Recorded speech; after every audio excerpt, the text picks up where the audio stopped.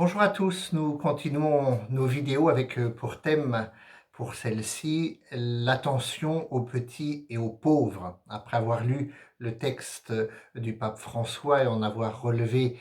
quelques numéros pour son message de la Journée mondiale pour les pauvres, après avoir vu comment les pauvres sont considérés dans l'Écriture sainte, la parole de Dieu, nous avons commencé à évoquer comment dans le magistère de l'Église, avec la doctrine sociale de l'Église, il est question des pauvres et des petits. La dernière vidéo nous laissait sur deux textes du cardinal Ratzinger, quelques aspects de la théologie de la libération qui était paru en 1984 et qui avait une facture très critique. Et puis le second, l'instruction sur la liberté chrétienne et la libération, qui était paru 2 ans après, en 1986, et qui était là un petit peu plus constructif, semble-t-il. Un des reproches majeurs qui est alors fait à la théologie de la libération, et donc aussi à une certaine conception de l'option prioritaire, préférentielle pour les pauvres, était à l'époque sa référence un peu trop explicite, sinon sous-jacente au marxisme, à cette idéologie du marxisme.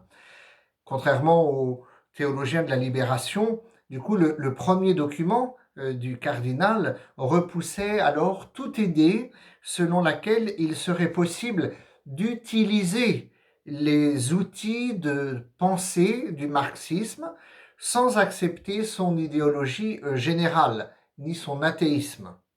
L'autre reproche majeur est de réduire la foi chrétienne à une perspective de libération seulement temporelle, sociale ou politique envers les petits, les pauvres, les opprimés. Ces débats, bien sûr, ont évidemment été interprétés politiquement dans l'histoire et non pas seulement théologiquement. Les uns, vous l'imaginez bien, accusant les autres de faire le jeu ou bien des oppresseurs, des pauvres, ou d'être à l'inverse les fomenteurs d'une révolution assez violente, sectaire certainement, aussi dangereuse pour les pauvres en fait, que pour l'ensemble du corps ecclésial. Enfin, et peut-être surtout, les démarches théologiques étaient en fait assez difficilement conciliables. Démarches, pour la première, qui pouvaient être nettement inductives pour la théologie de la libération, c'est-à-dire qu'on partait simplement et seulement et exclusivement de la réalité historique des faits pour pouvoir avancer théologiquement dans la réflexion, et puis démarche qui est une démarche plus traditionnelle peut-être dans certaines écoles théologiques, qui est la déduction, la démarche déductive pour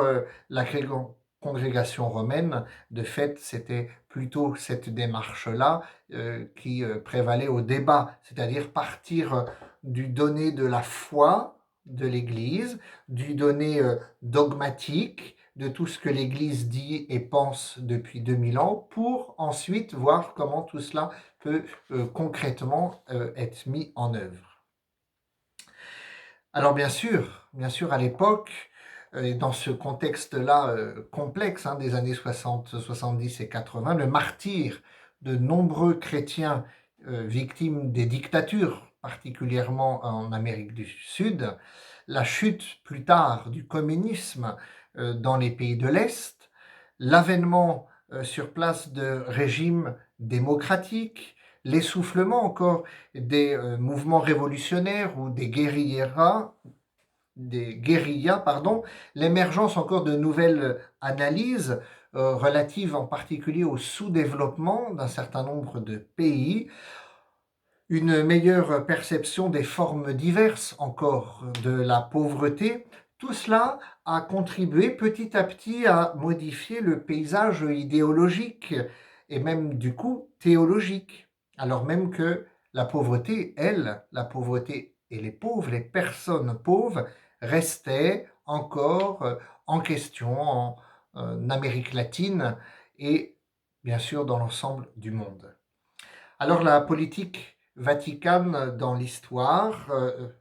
concernant les nominations des évêques latino-américains, a aussi contribué à modifier le paysage ecclésial et du coup à faire avancer cette question de la préférence de l'Église pour les pauvres. Sous l'effet d'un certain nombre de facteurs, alors la théologie dite de la libération a perdu progressivement de sa force et depuis l'élection du pape François en 2013, avec une autre façon encore de penser l'option préférentielle pour les pauvres, tout cela avance et se recadre. Le pape François ne s'est jamais, lui, directement réclamé de ce courant théologique, voire idéologique. Mais son insistance, et vous le savez bien si vous suivez les activités et les discours du pape François, son insistance quasi quotidienne sur la prise en compte de la situation des pauvres et sa pratique même actuelle d'accueil à leur égard, aussi bien à Rome que lors de ses déplacements, de ses voyages apostoliques, la dénonciation encore fréquente d'un système économique et source d'exclusion et voire de mort, écrit-il, lui ont valu peut-être rapidement ou trop rapidement d'être classé pour les gens qui connaissent cette histoire du côté de la théologie de la libération. Alors, il semble aujourd'hui possible en fait de s'entendre sur l'importance effectivement évangélique d'une option parce que c'est le Christ qui le dit et qui le vit, c'est la parole de Dieu qui en est le premier écho d'une option de l'Église pour les pauvres, et sur la nécessité alors d'un tel choix de la part de l'ensemble des chrétiens. On reconnaît en effet plus aisément qu'une telle option aujourd'hui peut se traduire bien sûr de façon diverse, dans des comportements divers, et même sous-entendre des choix de société qui peuvent être différents et avec au cœur l'attention aux petits et aux pauvres. Mais nous pouvons toujours nous interroger que ce que cette option a gagné en extension ou en consensus ecclésial, surtout avec les discours du pape, ne l'a-t-elle pas perdu peut-être en intensité, en pouvoir de mobilisation évangélique concrètement dans nos vies de tous les jours? Dans la prochaine vidéo, nous regarderons un peu plus, toujours selon un discours d'Alain Durand, qui est dominicain, qui sont ces pauvres dont on parle depuis plusieurs vidéos. À bientôt!